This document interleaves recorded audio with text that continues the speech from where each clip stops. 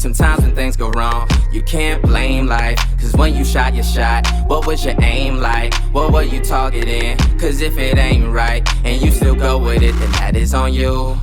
It's on you, it's on you, it's on you. What's going on, you guys? This is Romi and Sam here, and you are listening to the Mindset Rebooted podcast. And if you are a first-time listener, thank you so much for stopping by. Here on the Mindset Rebooted podcast, we like to have conversations that help us to elevate the way we think. And what that means is that we have old ways of thinking that have held us back in the past, and we like to take on new ways of thinking that help us to maximize our full potential and to become the best versions of ourselves. That's exactly what we're doing. And today we're going to be talking about how to get the most out of your day by changing your habits, right? And that is something that is super important because a lot of us are not getting the most out of our day. I mean, we might do like a lot of busy work, sure. We might be doing things that are making us tired and we're exerting a lot of energy, sure. But is that truly getting the most out of your day? What does getting the most out of your day mean to you? To me, specifically, getting the most out of my day means that I have done things in accordance with what is most important versus what is most urgent or what's a fire. And I also am doing things in accordance with what's a non-negotiable for me. I like to list my non-negotiables. Hopefully I'm not getting into these tactics a little too early. But for me, getting the most out of my day would literally be me being able to tackle my priorities. And as long as I'm able to get those done, the little things that, you know, may matter a little bit, but maybe not so much, I can let that go by the wayside. But if I don't get down what I need to get down, then I don't feel like I got the most out of my day personally. Yeah, and so I think before you got really into it, I think really what you're touching on is the point of when people feel at the end of their day or end of their week, they're like, man, time flew by. And then they try and kind of review what did they accomplish in their week. And they're like, I didn't really do shit. And I think that's what you're talking about is like at the end of a week or at the end of your day, can you say I feel accomplished? Yeah. Exactly. Can you say you feel accomplished? And so for me, you know, that's how I end up going about it. But yeah, we're going to jump into it. We're going to talk about different tactics of how to get the most out of your day. But I mean, story time, brother. You got any story to throw out there? Yeah. Not to put you on the spot. No, you're fine. So personal stories is like, okay, right. Y'all know I have dance events. That's what I do. And that I help people and I help consult them with whatever they're doing in dance or as a promoter, right? And so you could say I'm self-employed. And a lot of the times, if we're new to being self-employed or we're new to having freedom of our own calendar, our own schedule, we tend to be like, we could just do stuff anytime throughout the day because I have all day. No one's telling me what to do. I don't have a day job where, hey, we have this XYZ. The deadlines are created by me, not by them, right? And when I first started, I'd be like, okay, I get to sleep in. I don't have to get up. I'll be like around 10 or 11, I'll get up in the morning. And then all of a sudden it's already 10 or 11 at night. And I'm like, oh, what the heck did I just do today? Did I help build the business or was I just doing busybody work? And then when I reviewed, I'm like, all right, all the stuff I just did, I was like, all right, a little kid could have done that. I didn't have to do it, right? So like, where's the value of my time? Am I getting something in return? And I think that's with anybody who has, like, whether you have a vacation from your day job, sabbatical, or your vacation from school, when you have your calendar open up where you're no longer like married to a schedule, it kind of throws you off because you just get up whenever you get up. You go to sleep whenever you go to sleep. And for me personally, at the end of those segments of my life, I always felt like, all right, I'm a couch potato. I'm useless. I'm a valueless person because I'm not doing anything. I don't have a purpose. Yeah. Did that answer your question? No, it definitely does answer the question. And it's so funny how you said, yeah, I did certain things that a kid could do. Because like for me, when I evaluate what it is that I can do to get the most out of my day is I like to separate what it is that I actually have to take care of myself versus what it is that I can even just delegate, right? Mm-hmm. And like, you don't necessarily have to be in a position of authority to delegate. I know we usually use that term, when you have like rule over someone, but I mean, it could be something as simple as this. Let's just say I have some work that I really need to knock out, but at the same time, there was something that I was meaning to pick up from the store or something like that. Mm-hmm. In a very real life situation, rather than me stopping what I'm doing to go go to the store, maybe my wife is on her way home from work. Hey, babe, can you stop at the store to grab this for me? Now what that does is it saves me some time. She's able to get this thing for me that I needed while I can still continue to focus on what it is. The reason why this is super important to talk about is because how many times are we distracted with little things that we don't necessarily have to do, and it takes us away from getting the most out of our day, and the next thing you know, we're like, oh man, I wasn't able to accomplish exactly what it was I was able to that I wanted to accomplish. And so, doing something like that, that to me is effective. Just delegation and being very, I would say, urgent and with your time, realizing that your time, so you've heard the story of me saying I was on 75 hard, where I got to a certain point where I was maybe sleeping 4 or 5 hours a day. And this was because I had a day job. I was working out and training about 2 or 3 hours a day. And on top of that, I also had my business on the side. So it's like day job, which takes about 8 hours of actually being there, but that's not including time and travel and preparation for it. So that's 8 hours there, right? And this is how I would go throughout my day. I got 8 hours at my day job, and then I got 3 hours of working out. That's between my nighttime training and my morning workout. And then I have to sleep. So if I get 5 hours sleep, so 8 hours day job plus 3 hours working out, that's 11 hours plus 4 or 5 hours of sleep. We're going to say that's 15 hours total already. 15 hours out of my 24-hour day has already been accounted for. Now I'm like, okay, so if I have only 9 hours left, what can I do with that time? All right, let me account my travel time in between all these different locations I'm going to, from home to work to working out. That's another maybe hour and a half to 2 hours. So that's 17 hours of my daytime. So that's 7 hours left. And it's like, all right, well, what am I doing for my business? All right, I need to allocate 2 or 3 hours to that. So that's 20 hours. Now, what am I doing with the other 4 hours of my time? And it was because I just felt I didn't have enough time throughout the day where I had to audit my hours. I had to audit what am I doing throughout the day to optimize. That was the biggest aha moment from 75 Hard is that I have to optimize what I could do, my output, and also focus on recovery to continue a sustainable output. Yeah, no, that's a perfect example. And just doubling back to the different things I was talking about, I'm sure at that time 75 hard was a non-negotiable for you, right? That was something that you had to do. Yes. Right? And that's something that you gotta do. You have to prioritize what is it that I absolutely have to do? No getting around it. Maybe for me, it's when I wake up, I gotta read my Bible and meditate, just because for me, getting myself right spiritually in the morning and having that communication with God helps me to focus throughout my day. Maybe it's working out, having a good healthy workout in the morning gets you going, and you're able to have the rest of your day just take off for you. Another thing might be planning out your day ahead of time, right? Yeah. Sometimes what I would do is at night I might list out everything that needs to be accomplished. That way I can review it in the morning because I'm refreshed and I'm able to go, and then I'm able to tackle the day in a more systematic way rather than trying to guess and be like, oh man, what is it that I forgot to do here and there? So I think that those are certain things that you can do to get the most out of your day. The other thing I would say, aside from the delegation that I mentioned earlier, is automation, right? What things can I set up that will happen automatically for me? Coffee pot machine, timer. Boom, automatic first response. Automatic first response. No, seriously though. Yeah. Because if you really think about it, a lot of our time throughout the day goes towards doing these little tasks that we don't necessarily have to do ourselves, that maybe we don't have someone else to delegate it to, but there are systems in place that will allow for us to do it. So for example, I know some people, I'm honest to God's truth. I know we live in a day and age where technology is our friend and things like that. But I know people who to this day, they have recurring bills that they will pay manually. I personally will set up auto pay, right? Because think about it. If I need to go online to pay this bill that I know I have to pay, and I do that manually, or if even worse, let's just say the system's down or whatever it is, and let's just say I need to call in to a customer service rep, well, that could be taking time out of my day. What if the wait time to speak with that customer service rep is, 45 minutes or something like that? Now I'm taking time away from the things that I actually could be doing that I'm not doing, right? So to me, automating certain tasks like auto pay on bills, or maybe creating templates for certain emails or letters that are pretty standard for me to send out to someone or something like that.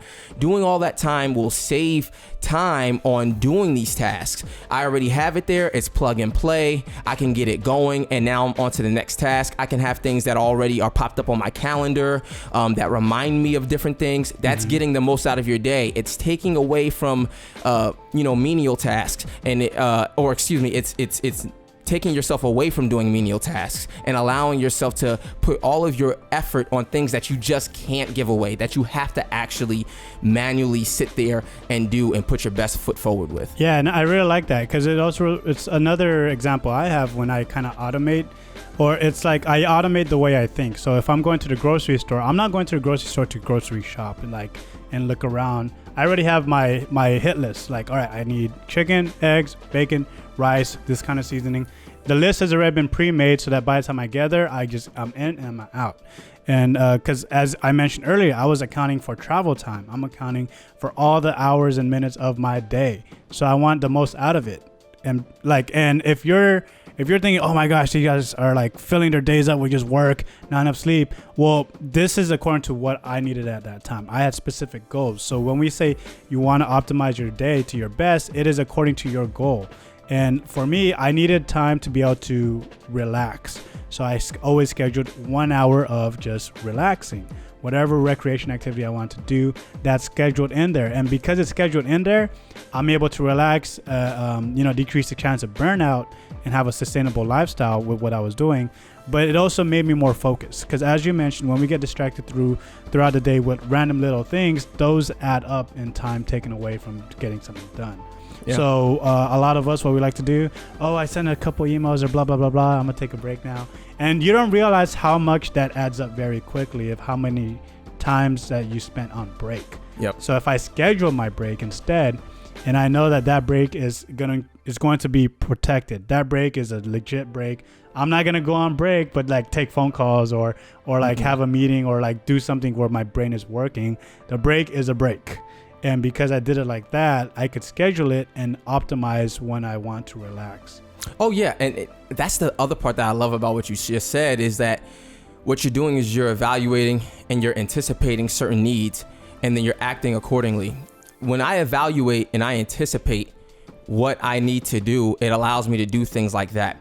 So one of the things that you should do, let's just say if you do need to make phone calls, right, and you don't want to touch your break, sometimes you need to also assess what is the best time to call the person that I need to call, rather than, hey, this is just the best time for me, because it can be a fool's errand to just take a shot in the dark and be like, I'm just going to call at this point. Maybe you can schedule things around it. So for example, sometimes the best time to call a business or someone might be early in the morning before the day really gets hectic, or maybe towards the end of the day where things slow down.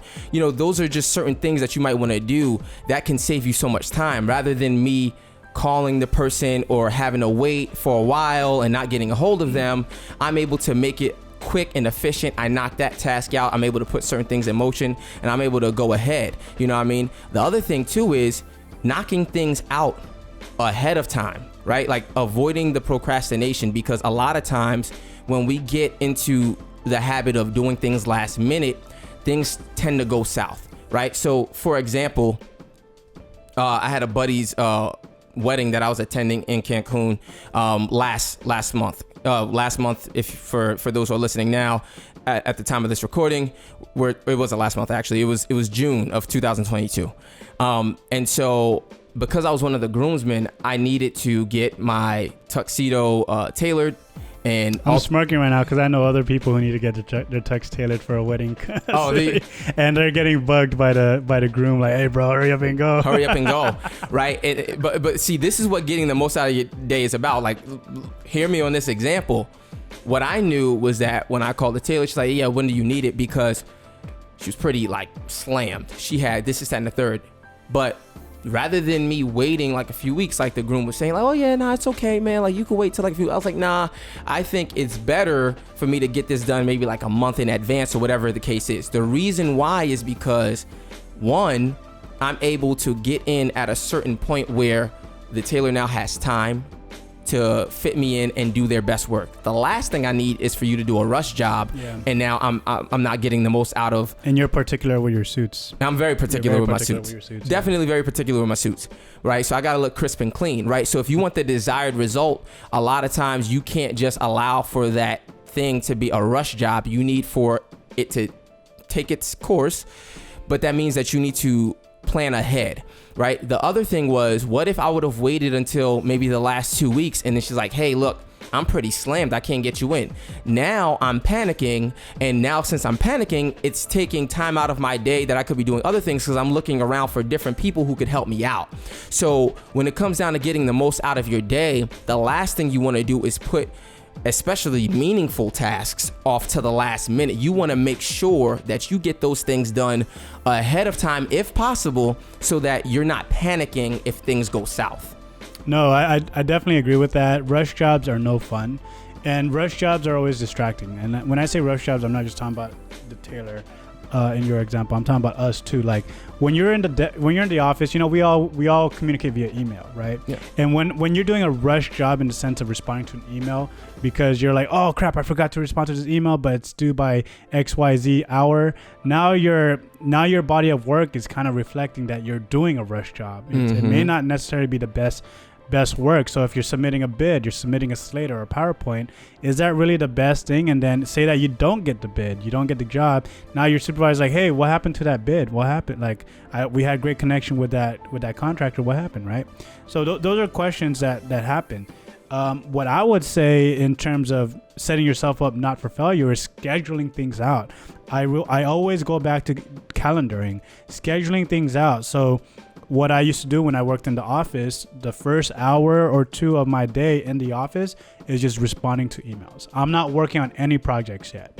I am just responding to any emails that came in overnight or that I missed. And then from there, I'm not going to look at emails until later before I leave the office again. The rest of my day is focused on just working. Because what used to happen is I'm working. Your creative juices aren't 24/7.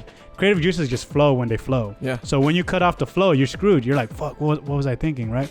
So I would be creating these projects, for like concerts or parades or some kind of programming, and I'm typing out my ideas and getting the whole proposal set up, and then an email pops up, fucking pop up. I hate that pop up email, and you hear the ding, and you're like, oh crap, okay, and then you click it, and then you're reading it, and that maybe took you 3 minutes to read it. Now your mind's on that email.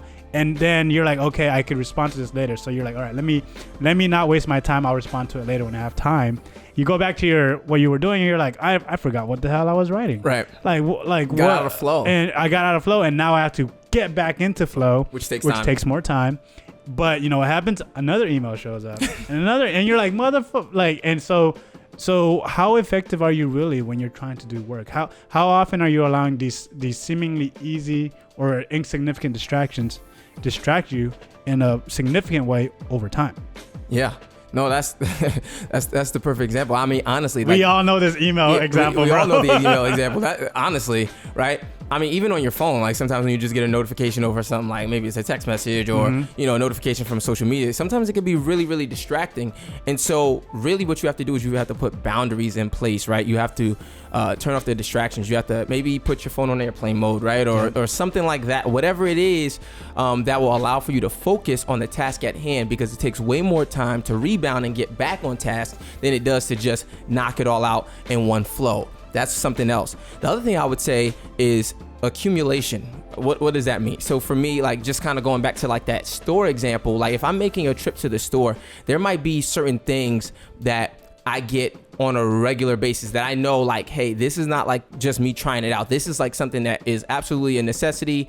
I'm going to get this for like a while, And so what I can do is in advance, I can stock up on toiletries rather than me going to the store this time to get a little bit of toilet paper and then going again next week to do the same thing. Why don't I just get like a month's supply in advance? Or if I know I do a lot of office work, why don't I get like a month or two supply of, stationary legal pads. Yeah, exactly. Fucking love legal pads. And then if no one has legal pads, we're like, what the hell do we do? Yeah. Like, it's weird how reliant we are on legal pads. Yeah. No, seriously. Yeah. Right. And you might think like, hey, like, it's I can just put it off. But like really, you can make the most out of your time for that one visit, because think about how much time it's going to take you to then go back to the store and then keep going back, And this goes on to that saying, better to have it and not need it than to need it and not have exactly. it.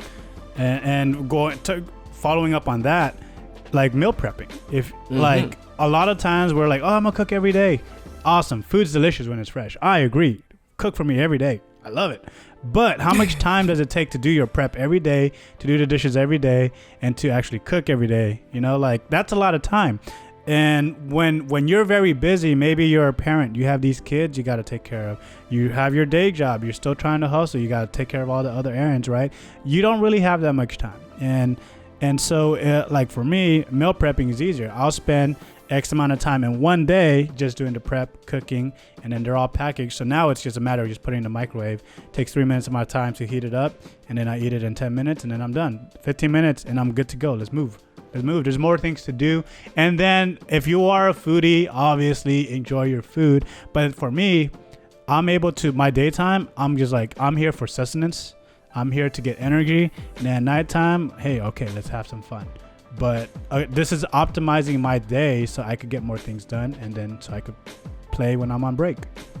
Bro, honestly, yeah, man. Like, and if I can just like recap a little bit of what we were talking about, like we literally talked about making your non-negotiables, right? Being able to delegate different tasks when you can, being able to automate certain processes, spreadsheets. I love coming up with spreadsheets, things like that, things I can just, just data dump things into and not even have to worry about it because it's already there for me. Accumulating certain things, anticipating things ahead of time, meal prepping, all of these different things that we're talking about, it's all going into the category of how can I get the most out of my day by putting all of my efforts towards the things that genuinely require my attention. If you can evaluate what genuinely requires your attention and your attention only, and you list those things out, and then you evaluate what doesn't really just require your attention, like it could require your attention, but somebody else can do it. List those things out too, because you can start to get a lot of things off of your plate that have been taking away from you getting the most out of your day. Yeah. And at the end, really what this episode is about is taking away your excuse that when you say I don't have that much time, because we all have the same amount of time, right? But for some reason there's a good number of us who are a lot more successful and accomplished than the people saying they don't have that much time, right? Mm-hmm. So we got to figure out, all right, how do we optimize our time towards whatever goals we have? If you're family oriented, optimize it towards that. If you're career oriented, optimize it towards that. If you're in academics for school, optimize what you have to work for it. Because when you say I don't have that much time to study, I'm going to ask you, well, how much time do you spend on YouTube, on TikTok and all that? And I'm not saying don't get on it. I'm just saying, are you budgeting your day? Mm-hmm. Are you budgeting your minutes and your hours? Because if you're not, then that's why it feels like things are out of control. Oh, yeah. And on a side note, speaking of TikTok, bro, they have like that new feature where you can schedule a reminder like, hey, you've been on TikTok too long. I need that. Did you see that? I need that because on my days where I have where I'm just straight couch potato, where I'm not doing anything, there's three guys that show up on your screen when you're on TikTok too long. The first one is he's like, Pop, whoa, hold a minute, bro. You've been on this for a long time. Oh, that's really? The first guy. He's the first guy. The second one is a lady. She's like, I know that you're enjoying TikTok, blah, blah, blah, but you need it. It's like, she's the second one. Yeah. And they rotate. But usually I see the guy, hold up a minute. If you're watching the video, you know what I'm talking about. Yeah. That's crazy. And it's funny because when I'm watching TikTok that long, I've allocated that time to just be like, this is my bullshit hour or bullshit 2 hours. And so that's just how it goes. Like if we look at my personal days right now, the first half of my day is allocated towards working on my business. It's not working in my business, it's working on my business. So what does that mean? What am I doing to get more connections to bring in more business, more deals, more all that stuff? Because some people, especially if you're a small business, you're like, I need to post on social media, I need to do this and this and this and that, right? Well, yes, that's working in your business because that's part of your marketing, but what's the big term, big move plays that you need to do? That's what I do in the beginning. They're like, are you in deal flow? Are you talking about deals, negotiating something? Like, all right, knock that out. And then the afternoon is usually when I'm like, all right, I'm on social media, I'm interacting, maybe taking some phone calls. So I'm kind of optimizing my day where I start my day just working solo, no real interactions. And in the afternoon, okay, let's start socializing. And in the evening, it's like, all right, let's play around now and have more free time. And so that's how I kind of block my days. Blocking, calendaring, scheduling. These are all analogies for just managing my budget for hours. Yeah, no, absolutely. And if I may say this one last thing, what you were talking about, I do the exact same thing. I like to put like the most important things like earlier on in the day, because that's when I'm the freshest. When I first woke up, I'm the freshest, because later on during the day, I'm getting tired. I've spent more energy. So whatever requires your most attention and energy, kind of make those things closer towards the beginning of the day where you're freshest, so that you can give it your all. That way you're not sending out that email or that bid that's kind of jacked up that, you know, you were talking and about. Full disclosure, I feel bad because I've had some people ask for letters of recommendation for like medical school before. Oh no. And I'm like, damn, this shit is doing 20 minutes. Oh. And I didn't even start. And I'm like, I send it. And I'm like, oh, it's so embarrassing. Oh my goodness. And you don't want to be that person, like, because people are relying on you. This letter of rec, right? Obviously, I drafted it to where it's an acceptable amount or style. Yeah. But it's not acceptable to me if I had like compared to the work that would have been offered if I had done it in the morning versus at the end of the day. You know, don't procrastinate. And for those of us, because I used to be one of them that said I work well under pressure. I'll write my papers an hour before it's due.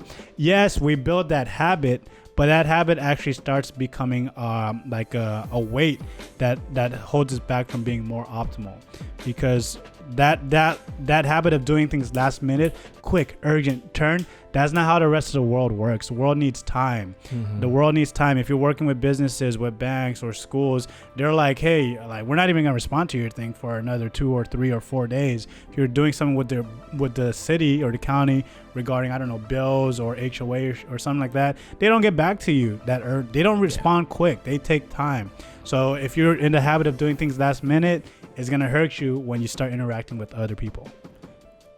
Yeah, I don't have anything else to add to that, man. I'll leave it with that. We've covered a lot of stuff, a lot of tactical stuff that I personally learned and use myself, and I hope you all gained at least one new trick in your toolbox that you could use for yourself. Yeah, absolutely. So if you got value out of this episode, please make sure you smash that subscribe button. I'm saying this because now we got video, so you can go to YouTube, right? Yeah. When you said smash, I didn't want to say anything, but you brought it up. Yeah, exactly. Keep going. Well, go ahead and smash that subscribe button.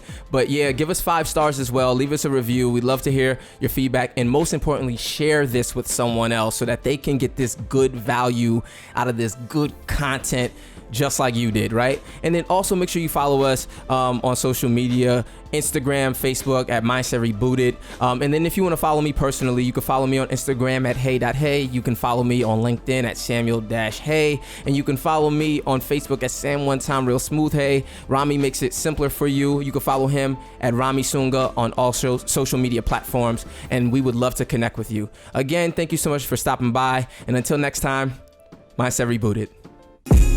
Sometimes when things go wrong, you can't blame life. Cause when you shot your shot, what was your aim like? What were you targeting? Cause if it ain't right, and you still go with it, then that is on you.